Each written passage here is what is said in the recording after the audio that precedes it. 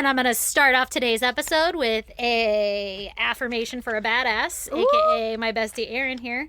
Your affirmation for today is some people are really sick. Avoid them. Okay. It is the beginning of a school year. Okay, let's do me now. My affirmation for my badass self is I am my own cheerleader. Ain't that the fucking truth? You are the best hype man I and you have ever known.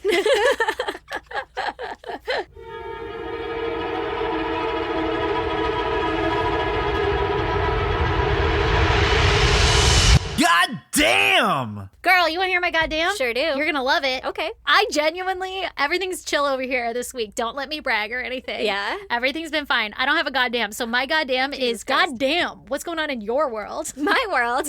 Don't act surprised. She's already forgotten. Your chickens. First of all, they don't know about the chicken. They don't know about the chickens? Okay. Well, they know about, you left them hanging on, we're getting a new coop because they weren't getting along. Yeah. They haven't gotten the follow-up, which I'll let you know happened all between, like, this week. Like, you have had a week, okay? I have had a week. Let me be your bestie and validate you. What the fuck are you okay?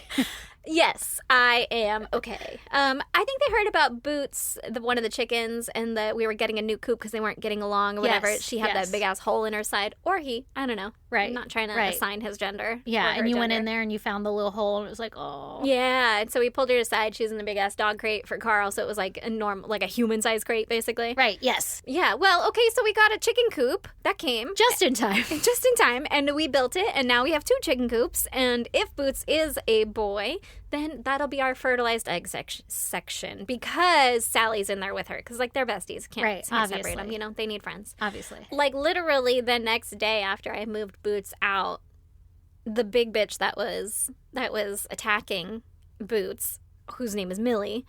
Millie, who had a sibling named Vanilli. Yeah, well, Vanilli's still cool. She's still chill, I guess. Millie and Vanilli. But Millie found her dead. Oh god.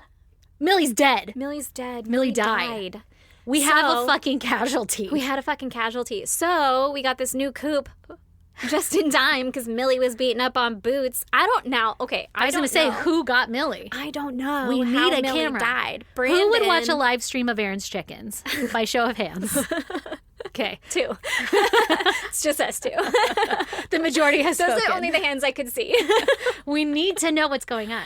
Okay, so Brandon was the one that disposed of Millie's body, and so he AKA did not chucked her to... chucked her to the Yotes. Yeah. He did not perform an autopsy. I did not request one in time, I guess. Oh, no. It's a cover-up. So I don't know. Yeah, she killed herself. Sure. I don't know how she it's died. suicide. I don't know if Boots actually got the best of her, but she was alive when I took Boots out.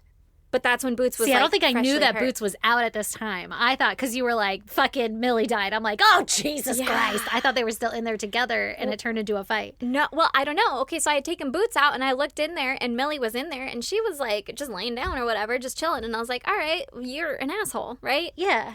And then Yeah, fuck you. fuck you. And I took Boots out, and I think out of spite, I didn't like go in and be as intensive or intent on them or whatever. I wasn't as It's all right. This is a safe space. available to them. I ignored the fuck out of the that next chicken. day. I was mad at her. She could sit in Listen, her goddamn coop The in next day, darkness. I was so mad because of Boots. She was fucking hurt, and I was sad, and so I neglected the other chickens the next day. And then the next All right, day, mommy dearest. I know I feel really bad about it. I don't know. Listen. Okay, but Millie was alive. Millie was alive, And we're sure. And then I didn't check on her the next day, and then the next day she was dead. So I don't know what actually happened. Did not request. was she an in the same autopsy. spot when Brandon found No, her? she was in a different spot. Okay, so she was alive. Yeah. She. I was trying to help you feel better. Like, she's been dead for days. There's nothing to worry about. Nope. But so that happened, and then on Wednesday, just this last fucking today is Friday, so 2 Who even days ago. knows? Yeah. Hanky butt, Hanky doodle. Mr. Man. He's had this big ass growth on his ear Uh-huh. that just keeps getting bigger and it keeps getting grosser, and it started oozing. So I was finally like, I need to call somebody. We gotta do something about that. Because it was Nobody at a wants point, to touch a dog.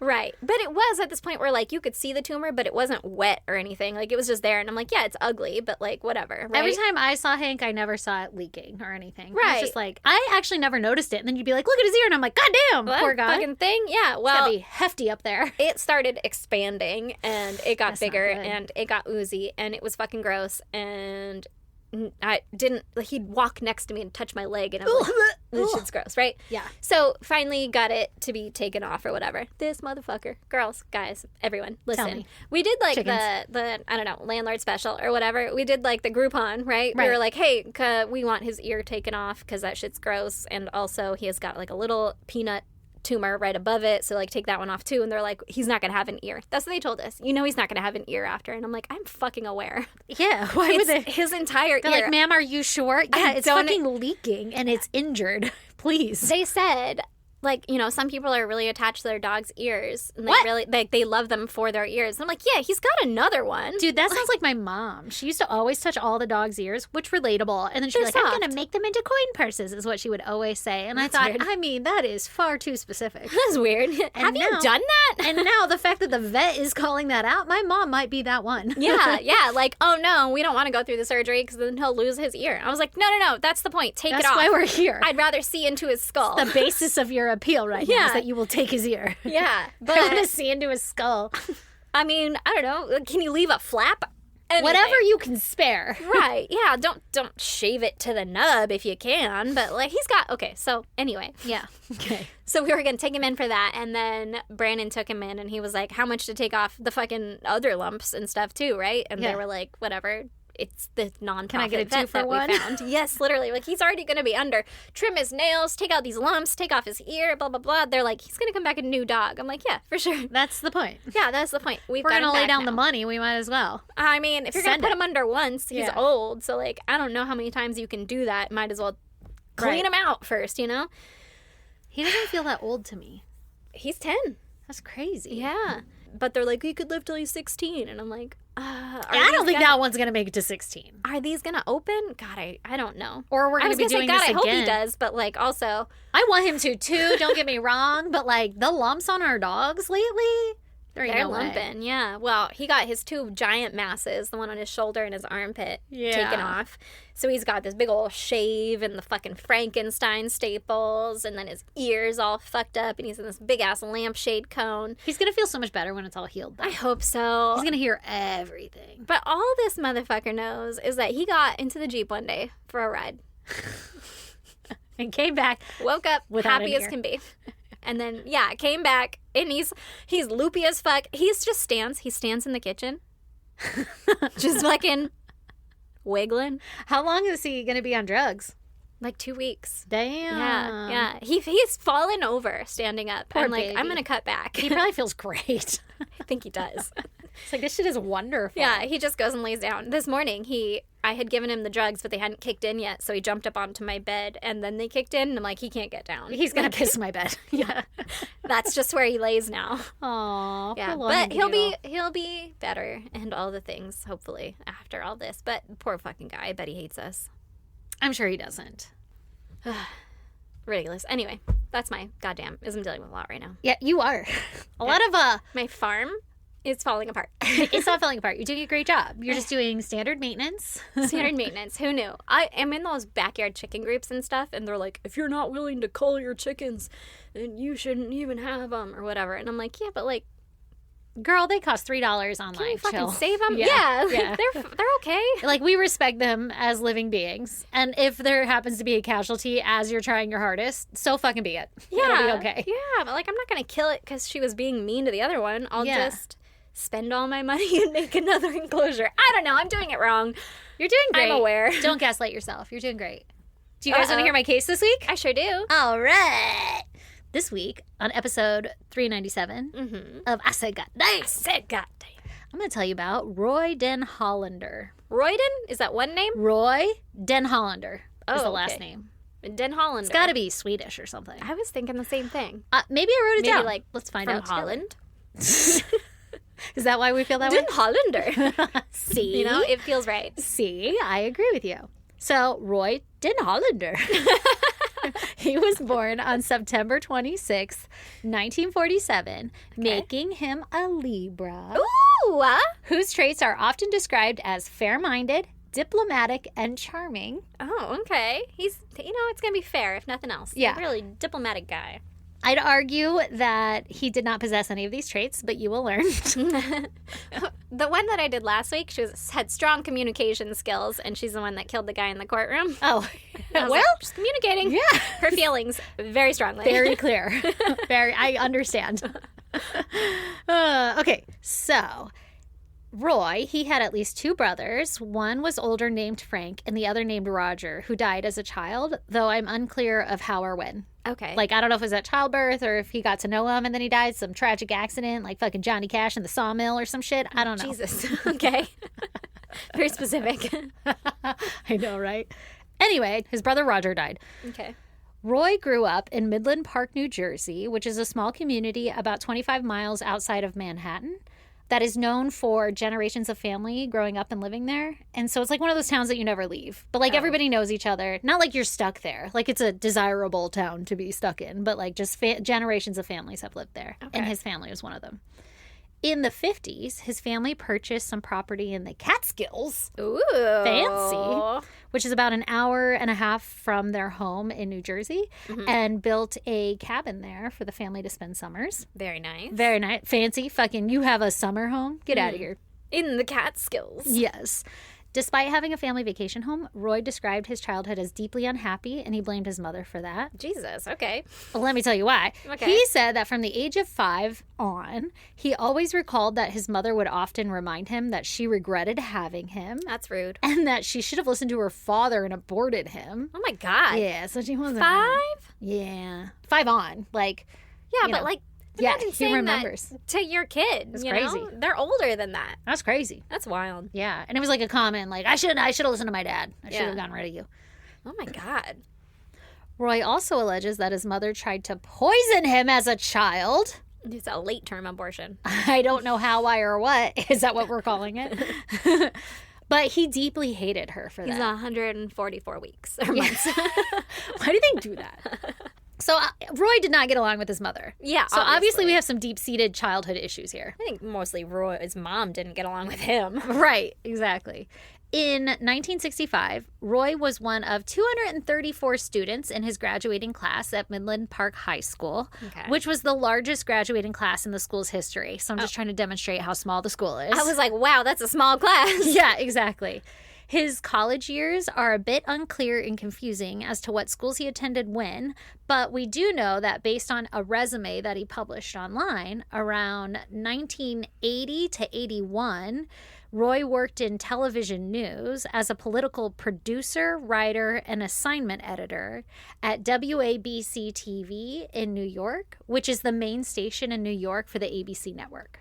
Okay. So, okay. Yeah. How'd we get that job? Just being a fucking producer for ABC. No big deal. In the 80s. Hmm. Anyway, I don't have that answer because there's a lot of shit online that you can't find, but I just think that's cool That is pretty cool. What I'd a like cool first job. to do that. Yeah. Or maybe I wouldn't. Roy worked in that position for 2 years until around 1985-ish, or the mid-80s, when he graduated from George Washington University Law School and then landed himself a job working at the U.S. Department of Treasury as an attorney in the Office of Chief Counsel of the Internal Revenue Service, the Interpretive Division. That's the whole title. It's like a sentence long. So he worked at the IRS. He worked at the IRS, and basically his job role was to review laws and ensure that everybody was following the same tax guidelines. So Okay. like he worked at like a law firm, the IRS, like making sure everybody follows the fucking laws. Okay. And he was like, Keeping up on the standards or right, whatever. right. I don't Like, know, probably doing bitch work around there, but that's You what got to he put did. a decimal here now. Yeah, exactly. In the late 80s, Roy got himself a job working as an associate at a prestigious law firm in New York City called Kravitz, Swain, and Moore. Hopefully I said all those names right. Mm-hmm. He worked there until 1989. Okay. There's some more about this law firm later, so just kind of remember that this law firm he works at is relevant later. Okay. But it was like white collar, super elite. Like this puts him in the elite world by working at this law firm. Yeah. So again, I am just, because we know my recipe here for all of these stories, right? It's always somebody who's a lawyer who goes into finance or some shit like that and is eventually going to be tied back to Jeffrey Epstein somehow, some way, shape, form. Not to spoil the whole thing, because you stick around, all right? But just to say that I don't know how or why this guy was able to get into television so easily. I don't know how or why he was able to. Well, and it was while he was going through law school. Yeah. Like, that's weird. Yeah. And I could understand if he was like, you're going to be a producer. Yeah. Or you're going to be a lawyer. Usually. Right. Like that's a pretty big career jump. Yeah. but they're also both like high jobs, like good jobs.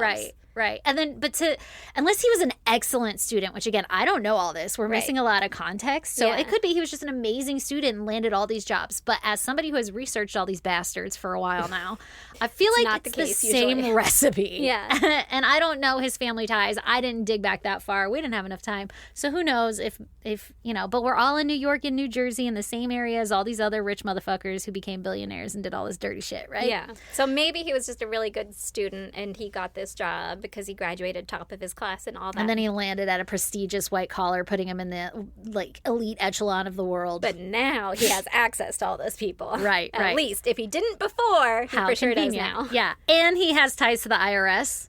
Oh, it's also pretty convenient. I mean, when you're working for billionaires who want tax breaks, it's convenient to know all those laws and loopholes. Right. I'm just saying. And to have connections inside the IRS. I digress, allegedly. Mm-hmm. Okay. So then during the 90s, Roy worked as an attorney in New York, Russia, and Ecuador, where he, quote, this is on his resume, counseled companies, individuals, and nonprofit organization on legal and business issues, including international financing and marketing, end quote. Now, I will just say again, that's a very generic thing to put on your resume. I'm just an international lawyer. I do all this attorney shit for all these countries, and I help these businesses in a very generic way. But again, if you'll remember all the past financiers and stuff that we have researched, that's typically what they do. They all go off and create their own little shell company, and then they offer these services for broker fees and everything like that. I don't know if that's what he's doing. I suspect that's what he's doing. Right. That he now is in the elite network. He knows the people. He's going to help them make money. They're going to help him make deals. His business is going to grow, right? Yeah. Kick me back some money. I'll help you do some loophole shit. Allegedly. Mm-hmm. Sure. He's got the skills for it. Right. Now, I couldn't track down which attorney office he worked for, if any, or if he was just doing it all on his own, like an independent contractor type role. I am leaning more towards independent contractor, because if it was, you would have listed on his resume, he would have put the firms that he worked for, because he listed all the other firms he worked for. Yeah. So that's my take. Now, during his international lawyer career, he would go on to get his MBA at Columbia Business School in 97. And in 99, he had moved to Russia, where he worked as a private investigator for Kroll Associates, which is a law firm out in Russia, managing, quote, delivery of intelligence and security in the former Soviet Union. So he's a spy, essentially, for this. Delivery and what? Delivery of intelligence and security. What does that mean? Is he a fucking bodyguard? Yeah. Now, delivery of in intelligence? the former Soviet Union. I'm guessing he knew people. He was a networker. Yeah. And so he's saying, like, hey, this deal's going to happen here. There's a lot of shit going on in Russia. Yeah. Still. When it was the USSR. In the fucking former Soviet Union, all that other shit. So I'm saying spy. He has ties to the Russian government and all of that. Okay. Through his Kroll Associates. Do you think he's a spy he for will use later. The United States or for Russia? Like, what's your... Great question. It is a Russian-based law firm. But I think the guy who owned it also has U.S. ties, so I don't really know. Yeah. Who knows? It's weird, I would think, to come from America and then go be a spy for another country. But maybe that's how it works. I don't fucking know. You know, it would be weird. I agree, but I also kind of feel like as we're doing all this research and stuff, I think that things are not as they seem. Oh, for sure. Like everybody's put, I really believe, I don't know if I'm right or wrong, I really believe that some of these positions that we have seen uncovered by the dirtiness of the world, that a lot of when you trace back, like how did you get there? And it's all through like nepotism or whatever. Yeah, being put there. Yeah, I really start to think, I think families are in place for that reason. And like, it's almost like having an arranged marriage, like you're born into the life. There really is different. If you're born into the billionaire lifestyle, there really is a different expectation. Like when I talked all about the Dubins, I guarantee those kids grew up thinking it was normal to be sexually molested. And the reason they're quiet is either one, victims, and it's not safe, or two, they think that that's a normal way of, this is my legacy. I was abused as a child, but it was looked at as whatever you want to call it. I was being set up to be with another billionaire life, whatever. Mm-hmm. It's what I got to do to have my billions of dollars and to get my trust. It's a whole different world. Right, exactly. That's what I'm trying to say. Now, how right I am, I don't know, but that's my speculation. So then, you know, like this guy born into this town with all these generational people, potentially his family was from Russia or something and like put there, maybe, and or maybe destined to could be go. Okay, so now he's working at a law firm in Russia, helping deliver intelligence and security in the former Soviet Union. Okay. Sure. Now, interestingly, only a few years prior, in 1996, Kroll Associates had been hired by L Brands / Limited, which is Les Wexner's company and multi-million-dollar estate. Okay. Now, that's the estate that Epstein managed, and it afforded him access to an insane amount of money when he was just a college professor, right? Yeah. I think we had kind of talked about that in one of the past episodes, where it doesn't make sense why Epstein was managing his money. And Wexner has since been deposed by the Oversight Committee in the U.S., and he has stated he had no idea and that Jeffrey Epstein duped him, and said that he was a really good financier and that's why he gave him the position because of his credentials, and that But he had no credentials. And he literally had no credentials. Now, if you want to jump into the conspiratorial world, which I feel is valid and I wouldn't share with you unless... I mean, I would tell you this is stupid and probably not true. I genuinely think that this is probably true. The rumor mill is that Les Wexner has mob ties also, and that he knew exactly what was going on, and that he's doing the things he's got to say and do to get through it. He's also a very old man. Like, he's not ready for prison. He's good. He's not going to go. He'll be fine. He's got lots of money. But that's a whole other world that we could probably spin. So, now, in 96, Kroll Associates was hired, the Russian law firm, Kroll Associates. They were hired by Les Wexner's company to investigate the Jeffrey Epstein, like, managing his money. So what happened was one of the board members on L Brands hired Jules Kroll, the owner of Kroll Associates. See, this is why I'm like, he has U.S. ties, because he was in New York or wherever the fuck this was all happening. Why would he choose this fucking Russian lawyer? Exactly. So weird. I don't know if he was working on behalf of the U.S. or Okay. Israel or Russia or Ecuador or whatever fucking countries he was in. I would argue it's probably not clean. It's probably messy and dirty and gross.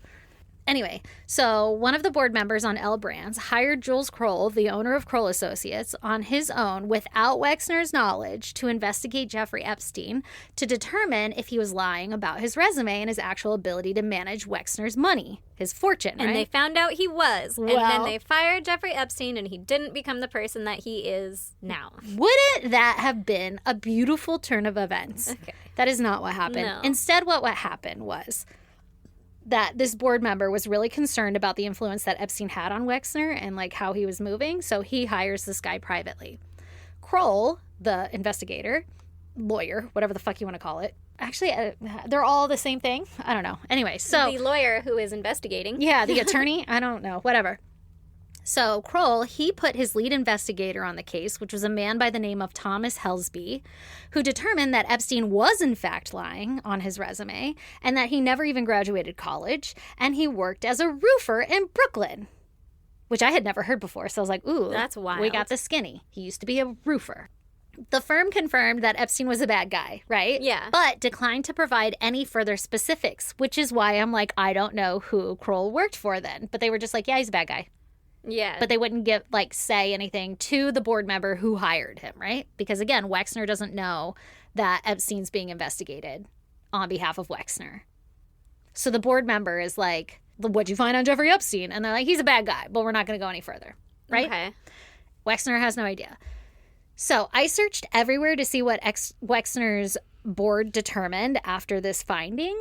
I couldn't find anything. But obviously no repercussions were faced because Epstein got to keep his job managing Wexner's wealth. Yeah. And allegedly, Wexner only learned about this investigation this year in 2026, a few weeks before he was deposed for his role in Epstein's network by the Oversight Committee. What? He claims, when they deposed him, they were like, did you know that your own board members investigated the man handling all of your money?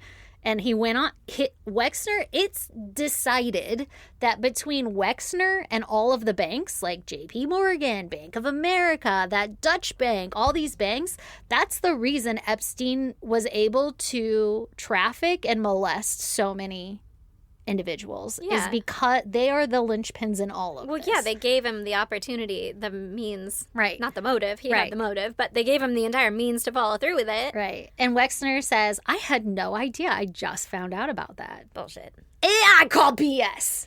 It might be bullshit or not bullshit that he didn't know that they had looked into it. Investigated him.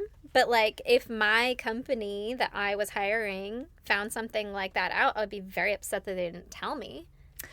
Yeah, and I have a hard time believing that Wexner had no idea about anything about Epstein, he claims. I kind of have a hard time believing that they wouldn't say that to him. Hey, just so you're aware. Right.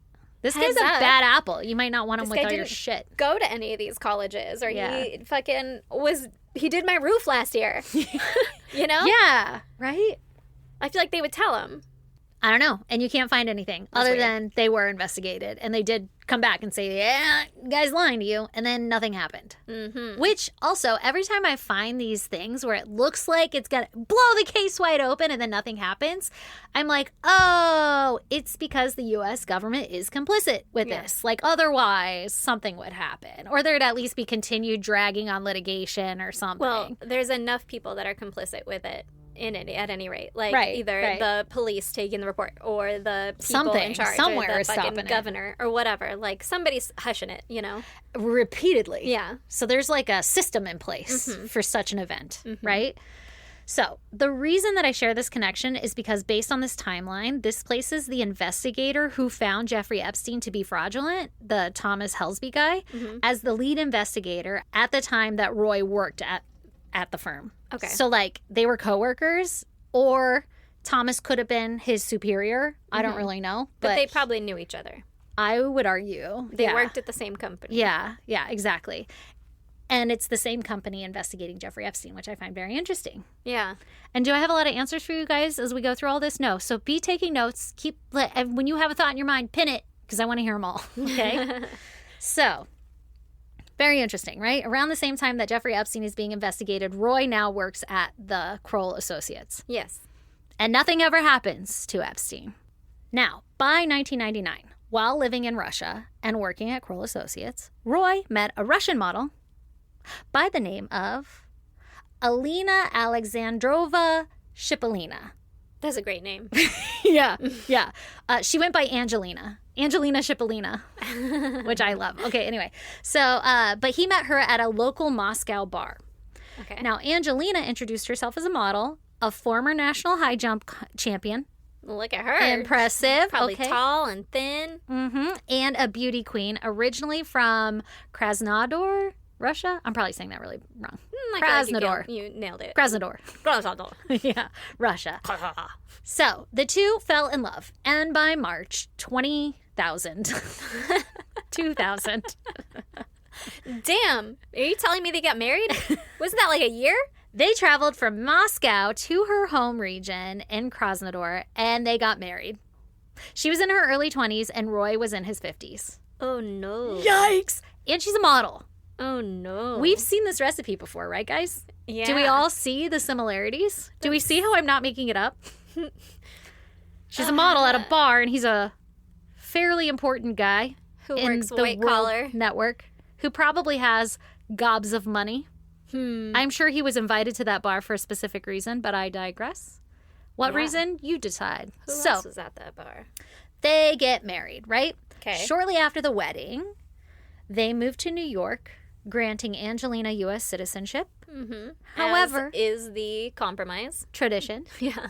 However, their marriage didn't last. Shocker. Yeah. And 9 months later, Angelina filed a battered spouse petition for divorce. Bum, God damn, battered. bum. The Motherfucker's fuck's going 50. on? Just kick his ass. Yeah. So during their You're nasty a high divorce, jumper, girl. Use those legs.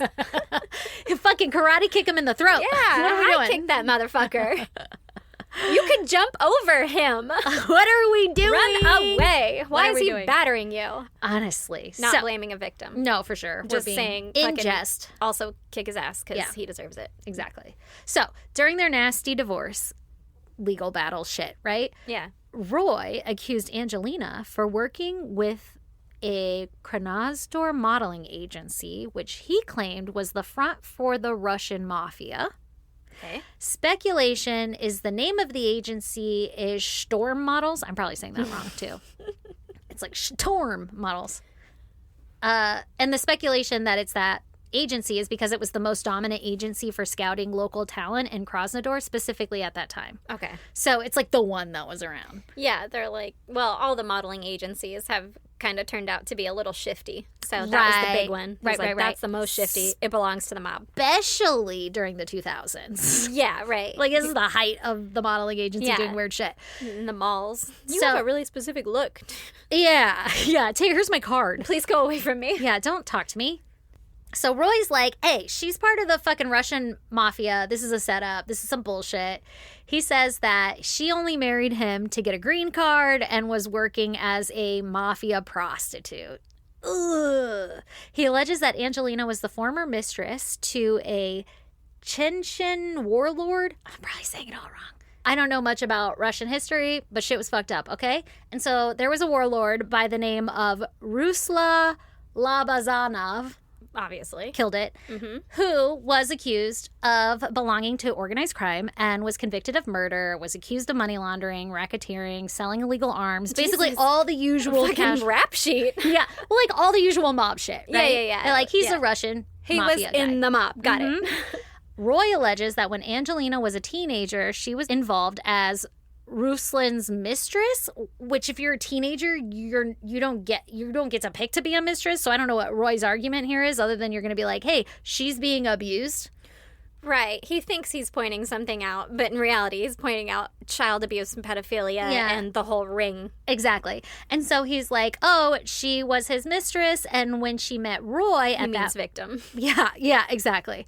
When she met Roy at that Moscow bar, she was aided by her mob associates to trick Roy into marrying her so that she could get a green card and a free ticket to the U.S. Tale as old as time. Tale as old as time. So that's what Roy's argument is. Mm-hmm. He says that she used Russian black magic. What kind of black magic do they have? It's not Santeria, you know? Girl, I can only imagine. They're like fucking spitting vodka in your eyes. Just pocket sand. So rude. Go to sleep, child. What? I didn't know they had like There's little witchcraft tiny and shit. nesting dolls everywhere. Yeah. The black magic. I bet that's what it is. It's like nesting dolls that look like Yeah. you. I can only Oh. imagine. I don't know, but he says that she was using black magic and that she slipped narcotics into his food as well. Mm-hmm. And that she used her feminine duplicity to trick him into marrying her to get her into New York so that the Russian mob could get into the U.S. sex industry. So he's saying this is all a setup. Like, she wasn't actually ever in love with me. They wanted to get this Russian babe into the U.S. industry. I don't know why. Maybe for spying purposes. I'm sure there's a lot of benefits to having little birdies that talk to you everywhere who try Sure. to entice men. But also, I kind of would believe that somebody would be a victim and then put in that, right? That's the same recipe we're dealing with in the U.S. So is he right? I don't know. Is he wrong? Also- Probably. How many men have been married and then we're getting a divorce and have just blamed the woman entirely? and been like, 100%. You never even loved me anyway, you know? 100%. Especially like a big age gap one like that. Right. And he's the man, an old, crusty, old rich man. Right. Well, I'm glad you bring that up because She does claim that he was abusive, which I'll get to in a minute. Yeah. So, Battered and again, wife. this is one of those stories that, like, I'm telling you what I read. We're going to walk through it together on what we think, because I don't even know what I think even as I'm reading it. I need you guys to help point out things and be like, the fuck, this doesn't make sense. And then I could be like, oh, you're right. That is evidence to support that theory. Because right now I'm like, this is just what they say, okay? Yeah. He was like, she's doing black fucking Russian magic. She's doing black magic, made him fall in love. Got her green how card, dare he? Got to New York. Showed me her titties, and I was smitten. And I could not help myself. So he claims that when they moved to New York, Angelina got a job at Flash Dancers, which is a strip club? Yes, it is a strip club in New York, like a upscale. I'm sorry. If strip I club. married a high-end lawyer something, I'm not stripping. I'm a 20-year-old person married to a 50-year-old, there's absolutely no way I'm going to, number one, get a job. Number two, at a strip club. Well, maybe that's our evidence to suggest that maybe she is kind of telling some of the truth. She was trying to get into the scene. I don't know, though. Maybe she's like, I just need to feel good about myself. You don't give me the right attention. Maybe she just really liked dancing. So maybe the tips are good. Yeah, he said that. What kind of tips? Maybe the tips are good. So Roy says that he suspected when she started working there that she was engaging in prostitution, and so he began investigating because that's what he does best, right? He's a little investigator with Kroll Associates. Yeah. Side note, let it be known that it's starting to come out more recently that a lot of the New York nightclubs aimed at adult entertainment are rife with allegations of dancers being put into soundproof rooms and raped. And if they report the rape, they get fired and they lose their income. Because I went on this whole side thing of like, who owns Flash Dancers? Why are we here? What's going on? Because if there's one thing I know is that it's important to know who owns what, because it has to do with the whole network behind. Now, did I find a lot of interesting shit? Absolutely. But I didn't find anything that fully tied everything together that made it worth me telling you that whole backstory. But just know that Flash Dancers, along with the company, the parent company that owns other ones along with Flash Dancers, fucking bad. It's real bad. It's real bad. It's shady. It sounds like it's a place that you go where you can go in the back room and you get to do whatever you want to a lady as long as you give enough money. And the women are abused and they're victimized, but they've also been raised in this scenario where that is how they make their money. And so when they do get victimized and they come forward and they say, hey, to the bouncer, like this guy did this, they're told to keep their mouth shut or lose their job. And when they lose their job, they can no longer afford their expensive apartment in New York. I'm not saying it's good or anything like that, but it's definitely evident, and the majority of the lawsuits that have happened with this specific parent company, people are paid out to be quiet and move on. Wow. So I'm going to go ahead and say that he's probably kind of right. At least there's a little evidence to suggest some nefarious things are going on. And we would honestly all be a little naive to think that there's a bunch of horny men around hot babes and nobody gets molested even once. Right. It's got to be happening everywhere at any place you go to. Right. Okay, so he investigates. He's like, I think she's into prostitution. Roy claims that his investigation led him down a labyrinth that involved the international Russian mafia sex industry in Moscow, Krasnodar, Cyprus, Mexico City, and New York. So he's like, when I investigated, it wasn't just Russia. It's literally all these other countries too. Like he's saying, I found the network. Here it is. What's going on? She's a part of it. That's kind of... Which we also know is true. I don't know if that's what he found or if that's where it's coming from, but we do know there's something going on, right? Yeah. Now, Roy claims that as he was investigating, members of the Russian mob came out of the shadows to threaten him and his informants. Angelina, she alleged that Roy was a violent man and that he threatened her with a gun during their short marriage, and that she was the one who was sold the false bill of goods. Two things can be true. Yeah, I know, right? Roy ultimately tried to sue to revoke her citizenship. However, the courts dismissed her claims. What? Yeah, he was like, she came here under false pretenses. He literally, that's what he was going after her for. Like, she did this just to get a U.S. citizen. Hey, red flag, you need to get her out of here. She's a bad apple.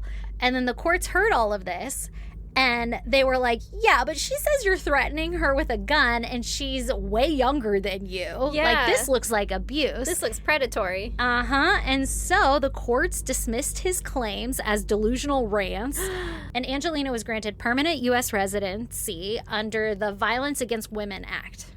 So, like, our laws protected her to allow her to stay, okay?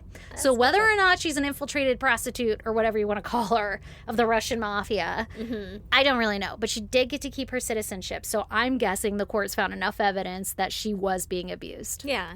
So, obviously, Angelina being granted permanent residency angered Roy deeply and began his years-long love-hate relationship with the courts, where he proclaimed himself a men's rights activist and a self-described anti-feminist, and began suing establishments for any and all men's injustices that he could find.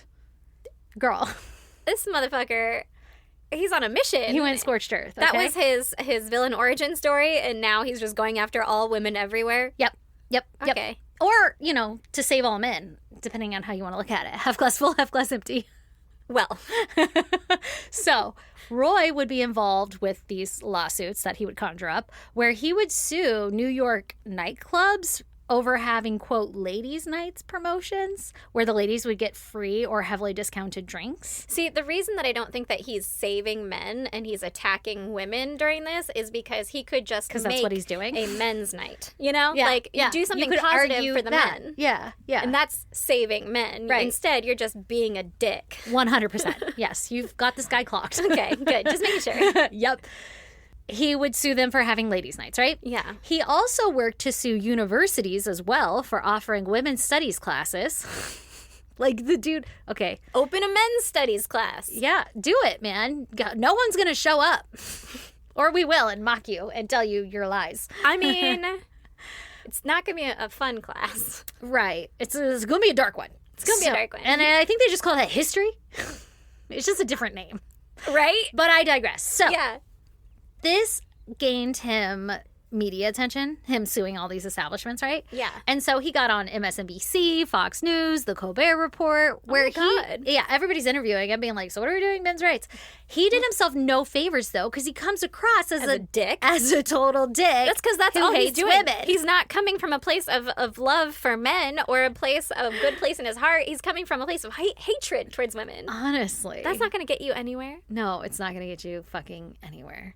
So it didn't. Every lawsuit that he pulled together and fought, he lost. So the man was really an unsavory character and not a very good attorney, in my opinion. Like, how is he working at this white-collar fucking place? Right. And then he can't even get a single lawsuit to go through because they are dumb. But right. But then he's just trashing his career because that's the last few lawsuits now that you're doing are all unsuccessful. That's all I'm thinking of, Erin, is like when we're sitting here, like, how did this man get here? Like, maybe he was just really good at his job. I don't think he was. Like, I think he was just an unsavory character who did shit that they needed done. Yeah. And they're like, you can have this nice job. And actually, it'll serve us well because I need to know when they send this email and you're copied on it, forward it to me. BBC me. BBC me. You know? BCC? Yeah. Put me on the news. Let me talk to them. The British Broadcast News. Okay, so guy's not a great attorney, right? Yeah. In April of 2013, a man by the name of Marc Angelucci. Okay. He was representing the National Coalition of Men. Sorry. You can't laugh when you say it. It undermines them. Okay. It's a nonprofit educational organization that advocates for equal rights for men and women, which sounds great. Yeah, I can great. get behind that. Yeah. It's just, coalition of men comes across as, Men's interesting. Hair Club. Yeah. So, yeah. Rogaine. So this organization is something that Roy was a part of also, okay? And Well, so, obviously, he probably started it. fucking right, as you could imagine. Now, Mark, he was a lawyer that was a part of this coalition, and he filed a lawsuit in federal court in California on behalf of the National Coalition of Men, arguing that requiring only men to register for the draft was unconstitutional sex discrimination. Okay. Now, Mark won in court, and in January of 2013, the Pentagon lifted the ban on women serving in combat positions. I didn't know all this, but I kind of remember people talking about this, right? Yeah, I remember it. Obviously, I'm not interested in the draft, so was not following the case. At the time, I was like, thank God I'm old enough. Yeah, thank I God don't we're have out to of sign here. up. Exactly. Okay. Mark takes this to the courts like, this isn't fair, this is unequal, and he wins. Okay. By 2019, the case, which had moved to Texas, ruled that a male-only draft was ruled unconstitutional. However, that ruling was eventually reversed in a court of appeals, basically saying that there was some other legal decision that was made in the 80s that already addressed this, and we've already determined that a male-only draft is what it is. Like, this is... I could be oversimplifying this, but what I took away from it was essentially like, I'm a company, I get to decide who I want to draft, and I'm only choosing men, you know? So kick rocks. Okay. And so this sent the case to the Supreme Court to determine what to do. And the Supreme Court decided not to hear the case and just leave the draft open to women, but not require them to sign up with social services for the draft as a requirement. So it's like, you can go if you want to, but we're not going to require it. Okay. Because our requirement is men. Okay. Fun fact, did you know that every male 18 to 25 legally has to be registered with the Selective Service System in case there were a draft? Yeah. And if you're not registered, you risk a $250,000 fine and up to 5 years in prison? Those are draft dodgers. Girl, there ain't no way Lee ever put his name on some fucking thing. He did. His high school did. Do it for him? Uh-huh. This is what I kind of remember. I feel like you were the one telling me or something, and it was like, oh, Yeah. you know when they come and they try to recruit you or something? When is it that they put your fucking name on there? Well, all your kids' information is in the school, and Yeah. then a recruiter goes to the high school, and they say, I would like all of that information. And they the just give it to school them. will give it to them unless you opt out. You, as a parent, have to tell them, I do not want you to give my child's information to the military. And then they won't. Oh, there's no way but- my parents did that. Unless you did that, everybody's on it. So your brother was on it, Lee, 100%. Yeah. Everybody's on it. Yeah. So nobody's going to get a 5-year... I mean, listen, you can draft me, but if I show up... Well, now he's too old, so it doesn't fucking I know, matter. right? But like... During that Statute time, of limitations. my It's God, even been over 10 years. The you way know? I would have been waiting for 25. Like, instead of I can rent a car, I'd be like, I don't have to fucking deal with the draft. I don't have to worry I about would have been that. paying attention to every political outlet Yeah. news between 18 and 25. Are you kidding? Well, you weren't. I don't I think know, at the time. no, Yeah, because yeah. I'm a woman, Yeah. and it wasn't until 2013. But I'm Yeah. just saying, if I were a male, Right. I didn't even fucking know all that. That's Yeah. wild. Yeah. I'm so gonna opt my children out. 100%. Me too. Yeah. When do I do that? Now? High school. Okay, good to know. Mm-hmm. Anyway, according to the outcome of this case, women don't face those same penalties, right? Sure. Still, Oh, no, to I'm this losing. day. Sorry. Now, around the same time that Mark was litigating all of this shit, right? Mm-hmm. Roy represented female plaintiffs of a gender equality lawsuit challenging the constitutionality of the military's male-only draft as well. Oh, people who wanted to join? So instead of arguing that it's not fair to men that women don't have to sign up, he argued it was unfair to women that they couldn't sign up for the draft. All right? So that was his whole argument. The judge who was overseeing the case, Judge Esther Salas, sided against Roy's many arguments, but allowed the case to proceed in court, right? She was like, you're full of bullshit, but let's go let the courts decide. Let's hear what you got. I think you're a piece of shit. So, Yeah. because Judge Salas did not align with Roy's views, he believed that the judge was intentionally trying to stall the case for political reasons when she would reschedule hearings and all kinds of stuff, like kick it down the line, right? So he kind of had beef with her. Mm-hmm. He also had beef with Marc Angelucci because, one, when Mark announced that he would represent the National Coalition of Men in the draft lawsuit, Roy called the director of the coalition and threatened violence if Mark wasn't removed from the case. Because he wanted to be on it? Yep, citing that he should be the one to lead the case. And as a result, Roy was kicked out of the club, which made Roy really angry. And He was two, Kicked out of the men's he coalition? was kicked out of the men's coalition for being such a dick. So then And I the would... women aren't going to like him because he's No been fighting them the whole way. time. Yeah, and I can't imagine this. Again, we're getting evidence that maybe what Angelina says is true, right? He keeps proving he was a dick. He's kind of an asshole, yeah. So, as a result, Roy was kicked out of the club, made him really angry. And two, Mark won his draft case, where, as you'll hear about here shortly, Roy gets his court case gets dragged about, okay? So I'm sure this lit a fire under his ass for both of those reasons. Yeah. Like, I got kicked out, and this motherfucker won, and I didn't. Maybe it's just him. Girl. Probably. In 2016, Roy was proudly working on Donald Trump's presidential election campaign. He would leave the law firm that he was working at early during the day, and he would walk 12 blocks to Trump Tower. He, like, talks about it longingly, right? He would walk 12 blocks to Trump's tower on Fifth Avenue in New York, where Roy would then make telephone calls during the primaries and the general elections on Trump's behalf. He was a phone bitch. Yeah, girl, he was.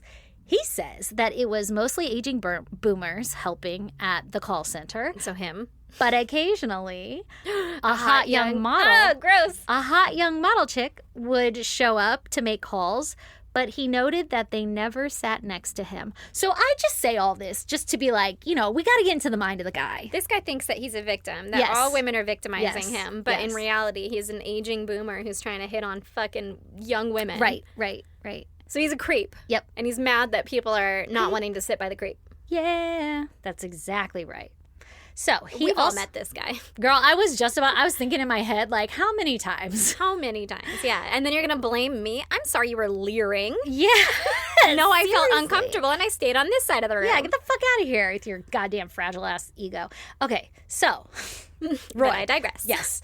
Roy, he also claims to have tried to pull in a favor for Trump with the Russian Secret Service. See, this is his little ties to Russia. He knows the Secret Service people. So that little associate, Kroll Associates or whatever, I'm guessing, had ties to Russian government. And he's like, I'm just going to help Trump out with this election by getting a hold of them to get some of his sources to provide to Roy the emails that I guess Hillary had so that he could leak them to the public. I'm going to get to it. So real quick, for those that don't know, Okay. in 2014, Hillary Clinton turned over a bunch of work-related emails, and she had been sending on her own private server or some shit, which is illegal. I don't know. I have to imagine that's illegal. Like, Highly frowned upon, if nothing else. yeah, like it's not a secure server. Yeah, like it's her classified personal shit, and she was not handling it in the appropriate channels. Right. Which some could argue you're doing that to be deceitful, right? Mm-hmm.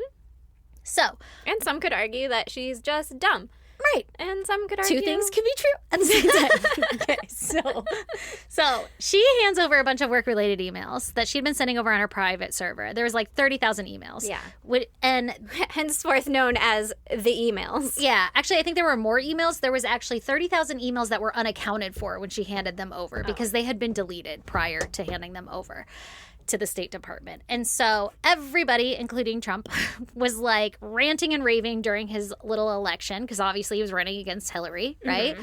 And he was saying these deleted emails were hiding nefarious or illegal activities. And he made a comment. Trump made a comment in one of his little rallies or fucking interviews, I don't know, where he said hopefully Russia had hacked her email so that we could know the truth, right? Well, now Roy heard this and Roy was like, I can make that say happen. less. Yeah. I know the guys for that. I know Russia guys who hack emails. And so Roy saw this, got an idea, and that's when he decided to reach out to an old buddy of his in the Russian Secret Service. And he asked him if they had hacked her server, and if so, if he could send him the email, send Roy the emails, and he'll just leak it to the U.S. media on Donald Trump's behalf, right? Just go ahead and forward that right along. Yeah, to no Mr. big Trump. deal. Send it on over. Which, again, if you feel that comfortable asking your Russian Secret Service man for that, you're either fucking delusional or Could make a case for that. you are involved. Like, you are Aware that you're someone involved. who is yeah. very comfortable and getting knows what's information from happening. others, and others feel very comfortable sharing it with you. Mm-hmm. Two things can be true at the same time. Mm-hmm. So, do I know that? No, I'm just saying, fucking weird. Okay, so he calls up his little Russian buddy, and he's like, hey, what'd you find? And his source says they didn't have the emails. So Roy took that to mean that Russia never hacked her, or they wanted Hillary to win the election. Either one. So in the end, the FBI, the US FBI, recovered a lot of the emails that were missing and said that while Hillary was extremely careless in handling the classified information, there was no evidence from her server that it had been hacked, and they recommended no criminal charges, which... do we even trust the FBI at this point? I don't really fucking know, but I digress. There were no criminal charges. They were just like, I mean, she did it. That was bad. Slap on the wrist, walk away. Yeah, like, oh, lucky nothing happened from it, though. Don't we think this is so fucking weird? Well, yes. Okay, in the end, FBI recovered. They said nothing was wrong. Yeah. Okay. That email scandal is not to be confused with a later email scandal where Russia did steal a different set of emails from Hillary and leak them to the public. And that's the one that fueled the Pizzagate theory And these are like emails that I guess Hillary was sending to and from her fucking associates where they would discuss what people are alleging child porn, with the code word being cheese pizza for child porn. I know I've talked about this before. But that has nothing to do with Roy. It was like a previous set of emails during Trump's election, okay? So Hillary's getting slammed with emails. Yeah. Left and right. Baby girl is inundated. Yeah, we'll save that for another day. So Roy is trying to be some big shot for Trump. And in August of 2016, he filed lawsuits against 7 prominent female journalists alleging that they were part of a racketeering scheme against Trump. Okay. Question. Yeah. Does Trump care? No? Does he know? Yeah, no? Care? Girl, I Is don't he know. aware that this is all happening? I don't He's know. like, thanks and for this that, is I guess. where I think you either have to be fucking delusional Yeah. or you have to be put somewhere intentionally. So I'm See, sure this guy he's like, feels like thanks, a bud. delusion. Like, Yeah. he wants to be friends with Trump. He wants to be a Because guy. he's at the call center? I think you're right. Right, yeah. Like, he's got a nothing job there, obviously. Yeah. He's just trying to creep on women or whatever. And then he was like, I know Russians. Let me call. And his fucking one Russian guy's like, no, man, I don't even do that. Maybe. Right? I know. Okay, so that could be true. Another, like, in between blurry lines could be that he was put there intentionally by Trump. Like, if he is inside of the network of, like, yeah, hey, man, like, go man the calls, go figure out what you can for me. Tell me what you find out. And he's like, I found out that I have a Russian friend that can help you, blah, blah, blah. And Trump's like, try it. But he doesn't ever say, like, Trump was cool with it. He's just like, I got this idea and I was going to help him out. Yeah, it feels like he's trying to move up from call guy. You know, like he's trying to be seen. 100%. He's trying to get the right information so that he could get a seat at that table. Right. I feel the same way. Okay. This lawsuit against these female journalists, Roy claimed that they were all being unfair to Trump and making up lies about him in the media. But I think all of those cases were dropped or he lost them or they were dismissed or something because nothing ever comes of those cases either, per his usual. Yeah. Roy says that he was elated when Trump was elected president and he attended the January 2017 inauguration wearing a MAGA hat. I don't know what you have to do to get invited to that. I don't know if that's a come one, come all, anybody's invited, or if you have to be on a special list, but he was there. I thought you were going to say he was at the January 6th. I was like, I'm pretty sure a lot of people were at that. Yeah, You didn't need an invite. There was footage. Yeah, you could just show up if you answered Trump's call. No, but I don't know. I should have looked that up, but I'm curious now. Like, do you have to have an invite to get there? Is it like you buy a ticket? Because it's probably a buy a ticket it would help us know a little bit more insight into, like, if he actually was connected to Trump or anything like that. Was he on the list or did he just pay and he's trying to get in the circle? Right. But that, remember, guys, that's the one that Paolo Zampoli threw. Oh. In my other Paolo Zampoli story, okay? So he was probably at those after parties raping women. I don't know, I'm alleging. Hate it. Hate it. Okay, so in September of 2016, Roy uploaded some documents to his website with contact info for Russian lawyers who he instructed should be contacted, quote, if something happens to him. Me is the quote, end quote. Okay. But if something happens to Roy, contact these Russian lawyers. As the years go on, because nothing happens to him, right? As the years go on, Roy's draft case, the one that was held up in the courts by Judge Salas, it never made it far in court because it was always being held up with something like, I don't know, fucking court days. I'm not quite sure. Bureaucracy. You know how sometimes they take forever? This one was taking forever. And Roy was getting more and more upset with the judge. And older. And then in June of 2019, Roy discovered that he had melanoma, which had metastasized. And so he was going to die, right? He gonna die. Dramatic. He was very grim about it. Not a very good, like, God damn it, here it goes. So he had to hand over the draft case to a team of his lawyers to take it over. Okay. After his self-proclaimed retirement, Roy still took to online forums and such and proceeded to continue bashing women, specifically female judges, and mentioned Judge Salas directly several times. Okay. In some of these anti-feminist rants, he made a statement that, quote, things begin to change when individual men start taking out those specific persons responsible for destroying their lives before committing suicide, end quote. The fuck does that mean? What the fuck does that mean? Like, sounds like another recipe. He's taken down his wife. He's going to make sure that she's and all women are suffering before he kills himself? Yeah, kind of like, you think it's funny now, but wait until men start taking action against you and then taking their own life so they have nothing to lose. Like, you're going to be fucking worried then. So, like, things begin to change when individual men start taking out those specific persons responsible for destroying their lives before committing suicide. That's how I read it. Like, yeah, I have nothing to lose. You should be afraid of me. It's a call to arms kind of thing. Yeah. Yeah, I don't know. Tell me if you read it a different way or if you hear it a different way. I don't know. Yeah, weird, okay? So let's jump to July 11th, 2020. Okay. When lawyer National Coalition for Men leader Marc Angelucci, right, Mm-hmm. that guy, he was at home in Cedar Pines Park, California, when his doorbell rang. Uh-oh. Someone else in the home answered the door, and there was a delivery man with a package for Marc.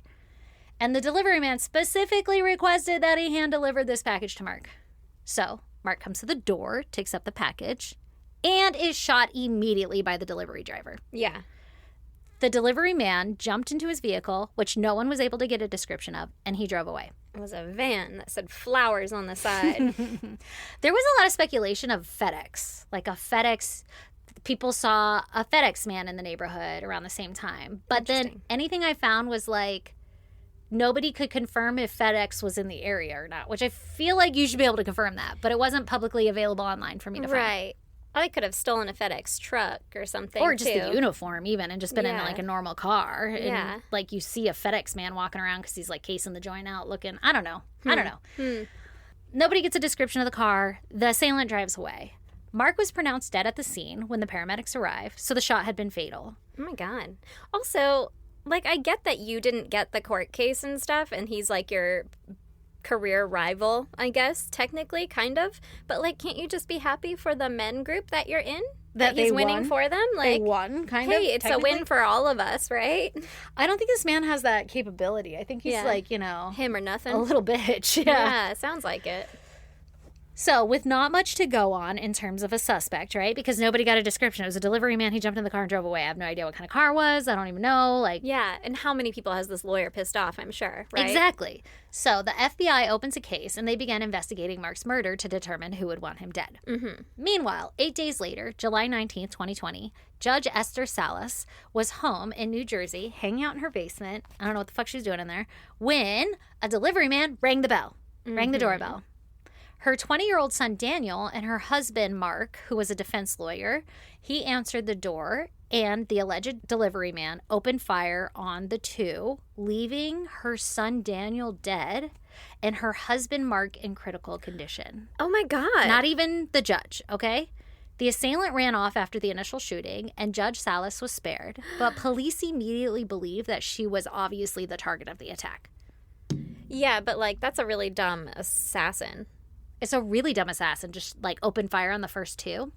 Well, and he waited on the other one to, like, I have to hand deliver this to him. Yeah, get but then him to this the door. one, maybe this one he was like, maybe he was asking and the husband wouldn't give, like, no, man, what do you need? And then he Yeah. just shot. I don't know because I don't have the details. Or maybe you he can't heard find judge and he reports. assumed it was a man. No, because he hated her.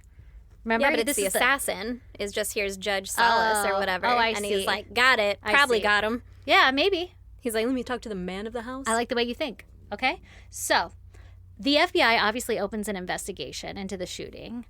Now, before I go any further, remember a previous case? It was the one where I was telling you about all the scientists that have gone missing or died Yeah. or whatever. And there was one from, I think he was from Brazil. I can't remember his name now, and I probably should have wrote it down. But he also died similarly, where like a delivery man came to his apartment and he answered the door. His son was there or something like that, and he was shot in the hallway and died. And we found out who that guy was in that scenario because he ended up in like a storage locker room or something and admitted to killing him or something like that. But I'm just saying, okay, so this is like a process. This is a way that we get people. This is pretending how it to works. be delivery men. Yeah. Well, that is also a tale as old as time. They did it in the Terminator movie. He's carrying a box of flowers and he opens know? it and it's a shotgun, I've you know? never found anything truer than anything that comes in a Terminator movie. I'm like, that's the most replicated of real life I've ever witnessed. Hollywood? It's happening. Hollywood? Yeah. Look behind the scenes. It's fucking happening. So, the FBI opens an investigation into both of those shootings, obviously, because at this point they're like, these might be related. It's an attorney and a judge. How weird. Is somebody targeting them? Yeah. I And- wonder what cases they're working on together. Precisely. Roy Den Hollander, well, he was their first suspect Oh, yeah. because he had all this shit online talking shit about him and everything. They were like, Yeah. God damn, that was easy to find. And he's like, push a man to the end of his rope or whatever the fuck. Yeah, what are you going to find out? So another interesting fact, though we're not sure if they're related, 4 days prior to the attack on Judge Salas's family, Judge Salas had been assigned to oversee the class action investor lawsuit against Deutsche Bank, which claimed the bank failed to properly monitor high-risk clients like Jeffrey Epstein. 4 days before her family was attacked, she was given the Jeffrey Epstein case. Okay? That's wild. Because of the extremely close timing, internet rumors began to spread that Roy was, quote, a hitman hired to protect the people involved in the Epstein network. Okay. Fun fact, Judge Salas stayed on the case until March of 2022, when she had it transferred to a New York judge who helped the bank and shareholders settle on a $75 million agreement to avoid any legal findings. So They're like, we're just going to settle this and make it all go away. $75 million, that's a drop in the bucket. girl, my next bullet is the bank rakes in over $32 billion in revenue a year. So that's like 0.1% of the bank's yearly revenue. Not even a slap on the fucking wrist. Yeah. And they did it as soon as she handed it over to the New York judge. Like, let's just settle this for $75 million to the victims. And the victims would have been the shareholders at that time, so it is just more rich people. But I'll have you know, it's the exact same amount that another case that was tried for the victims of Jeffrey Epstein got. So, like, when those victims... That's their standard settle price. I fucking guess. But again, it's like, this is nothing to them. That's not even a slap on the wrist. But literally, they just turned another cheek when all these crazy transactions were happening because they were making billions off of these fucking deals. Well, and they don't want to be the target, like the person that makes them stop, because then they become the target of the wealthy, the elite. Yeah. I also think that that's part of the deal. Like, I think that... I'm literally getting to this world where I'm like, there's two different worlds that we live in. 100%. It's like the billionaire world and our world. And I think the billionaire world made our world. Yeah. So, like, the banks are there for the billionaires, and we just get to use them.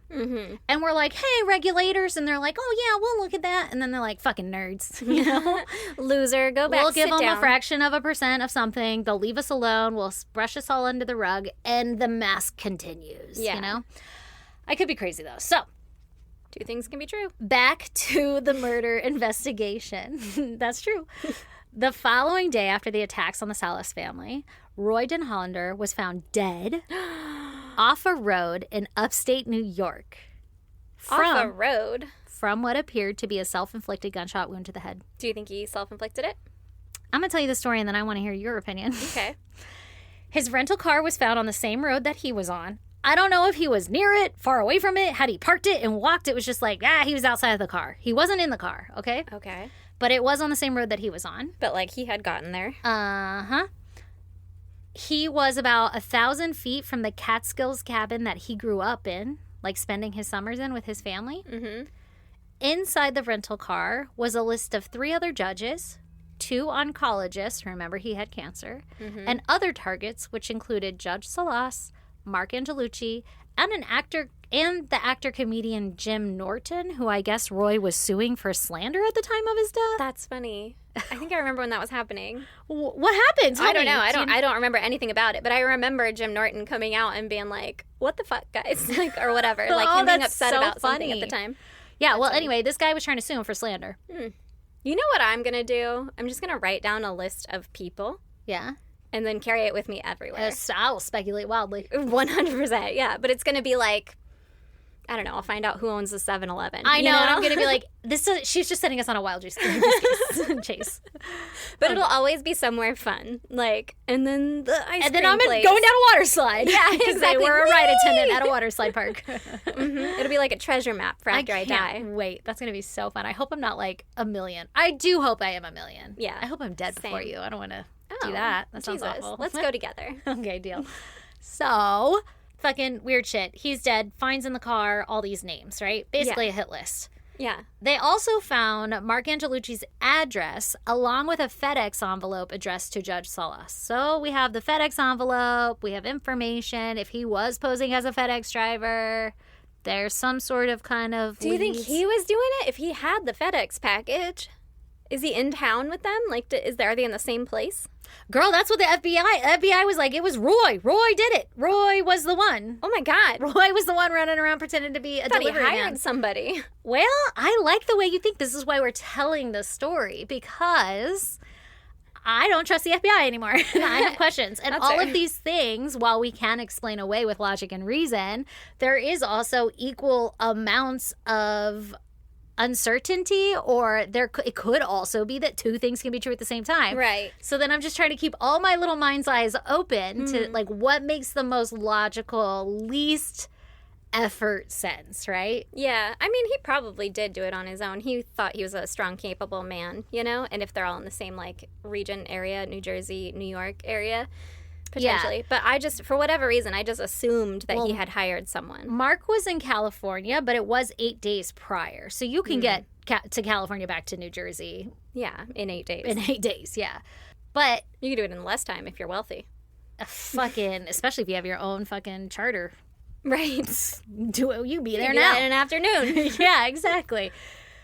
Law enforcement officials, they said that the gun Roy used to unalive himself was the same caliber weapon that was used on both Mark in his killing and the Salas family attack. Okay, I'm sold. It was him. Mhm. Immediately after he was found, he was named the main suspect in both cases, like I said. I mean, they already suspected him, but then when he killed himself, they were like, yeah, it was this guy. It's the same caliber weapon. But do they know if it's the same bullet? You can look that up. Did they not you look? could find that. They just said the same caliber. So that makes me question, because I don't believe fucking anything anymore. Like, Yeah. I feel like lies by omissions are still lies. So I'm trying to catch the omissions. Okay. And I feel like by saying it's the same caliber, it leaves question. It leaves room for it wasn't Is the it same gun, though. reasonable? I'm asking you guys, because Yeah. I have a lot of doubt, but I'm not sure if anything's reasonable anymore because I'm crazy. Well, I don't know. Yeah, you're right. Could have been a different gun, same caliber. But for it to all be a coincidence is a lot. It is a lot. No, it looks, if we were taking the path of least resistance, it definitely looks like he just fucking went crazy and shot them and then shot himself. And he was going to die of cancer anyway, so fuck it. And then he dies close to his old cabin. Old house. Right. Yeah. But 1,000 feet? Like, was he going there? Was he coming from That's there? why I'm like, where was he? I have no idea. Was his he car just on the side of parked- the road? At the fucking cabin and he walked away. That's why it was on the same road, but And he was like, I don't want to leave a mess for the rental car company. I'll do it in these woods. maybe. That's I weird. don't fucking know. Maybe he So- didn't want to be found. Maybe he wanted, like, a bear to take him off. That's why I want to know, where was he? Was he in the woods, or was he just like literally on the side of the road? And they're like, this is a fucking guy with a gunshot wound. But also, I love my conspiracy theories with the mob and everything. That's a great way to take someone out and just make it look like it was them. True. Take know? out 3 birds with 1 stone or whatever. So, immediately after Roy was found, he was named the suspect in both cases, like I said. The police found his 1,698 page manifesto, 1,000 pages? almost 1,500 pages, that he published on his website, where he ranted about gender discrimination against men, along with major themes of anger and pain at the hands of his mother for how she treated him. He blamed her for all of his troubles and for his hatred of women, and he ended it with his determination to fight feminazis until his last breath. Is he a feminazi? I think 'Cause- that he's saying feminists are feminazis. Yeah, I know, but, like, he fought himself if he killed Oh, himself. because he killed himself? Now he's a feminazi. I think that's the best way we can honor him. I think so, too. Technically, legally, he's calling himself a feminazi. Love it. So, in Roy's rantings, he had mentioned Judge Salas a lot, claiming that she held up his draft case in court for years until, quote, a weatherman showed her which way the legal winds were blowing. He claimed that she did this to try and earn her a promotion to the Court of Appeals, or maybe even Supreme Court, because she was just, one of the basic judges at the time. And so that she was playing the political fields and using his case to do so. There's no evidence to suggest that. That's Right. just what he says. That's where his brain's at. Right. I'm that's sure they what were he like, does. we're already trying a similar case and we did this in the 80s also. Are we really going to do this again? And the judge is like, he's a fucking idiot. I'm not going to be the one to block him. I don't want him to kill me and my family. Right. She's like, I'll just drag my feet on this. Or, I don't know, do whatever the fuck you got to do. I don't know how it works, but I do know that the court take a long time unless it's a high profile case, in which case suddenly an autopsy can be done the next day. Right. Only if they care. Yeah, only if there's, accusations that it was them. Okay, so... Suitable wealth behind the charges. So, The FBI investigated the attacks and determined that Roy's motive for attacking the judge was caused by his deep hatred for female judges, and that Roy's motive for attacking Marc, the attorney, was out of toxic personal grudge and professional jealousy, right? So all the shit that we fucking conjured up. After her brief marriage to Roy ended, Angelina Cipollina continued working in modeling and entertainment, appearing in Russian-American productions over the years, with her latest credit being from 2023 in a movie called High Hopes, which is, from what I recall, it was like some old washed-up producer, taxi driver guy was trying to make it big in Hollywood or some shit. So, all of that to say that I have looked her up online. And I'm still not convinced. I think she might still be like one of those model victims or whatever that got into Hollywood, because she's still in it. She's in all, like, you can look her up on Getty Images. She's a model that was posing with a bunch of old dudes when she was 18 or whatever, when she fucking came here, early 20s. You can find all that shit. So, but she's still there. She's still living her best life. Being an actress. At least she lived. I mean, unless At she's least like she lived, seriously. you know, spy or something, or like perpetrating a sex ring. That would all suck. What if she's a madame? A madame. I mean, get your bag, girl. No, I'm just kidding. So what is true? It makes me so mad. Who knows? We'll never know. We'll never know. But I really, truly, I believe everything that I've stated is kind of what I lean towards. Now, I'm not, like, blind to any other scenario. Right. It's just, like, kind of feel like that's what it's suggesting. And that means, though, because it's so muddy and murky, that real things could get mixed up in there. You know, like for Angelina's situation. She really could just be some babe that, you know, fell in love with Roy. Right. At the ripe age of 50, and then, you know, found out that man is not very nice. Well, and she could have just been playing him for her own reasons, not necessarily Russian mob-related reasons. She could have been... Any number of things are possible. I don't know. It's weird, right? It is weird. I wonder if it was the same gun. I feel like that could solidify it for me, you know? That's what I would love to know. Also, about his suicide. So, a lot of people were like, well, it makes sense that he came here to do it because this is where he grew up. He probably just wanted to be somewhere safe, yada, yada, yada. But then if you think about the fact that he fucking hated his childhood and his mom was awful and everything like that. And he's going to the cabin where they used to be, like, hang out and as a family and all that. Yeah, but, like, if you're in the mob or something and you want to make it look like suicide, you'd be like, oh, just take him to the woods of his family cabin and unalive him, and it'll look so, and we'll put these names in here that we know. Like, what if, like how you were thinking, if it wasn't framed. Roy and it was framed, and put that FedEx package in there with the judge's name on it. But he also did have cancer, so, like, he could have just been taking himself out and being a martyr along the way or whatever. Was he a deeply religious man? I don't know. I feel like that would influence whether or not I think it was suicide. Well, he already stated online that he, like, a man would take out his enemies or whatever and then kill himself. I know. So like, it sounds like he had come to terms with, like killing himself wasn't bad. Suicide. Like, men will do this and then commit suicide. Right. That sounds like the religion part wouldn't play into that for me, just because of that note. Right. That's true. That's like fair. Someone who didn't. But then also, do you know he wrote it? Like, did we do forensics on it? Did it come from his computer? Was he set up? They have access to literally everything. Yeah, you're right. You're right. If he's involved in, like, some deep network. Yeah. Now, honestly, everything I've read kind of points to, and what I just shared, to me, from what I've just investigated, points to, he was probably on the outside. He was probably a useful idiot. He probably wanted to be more involved than he really was. And that probably made him very angry. And he probably did unalive himself. And he probably did shoot those people. Yeah.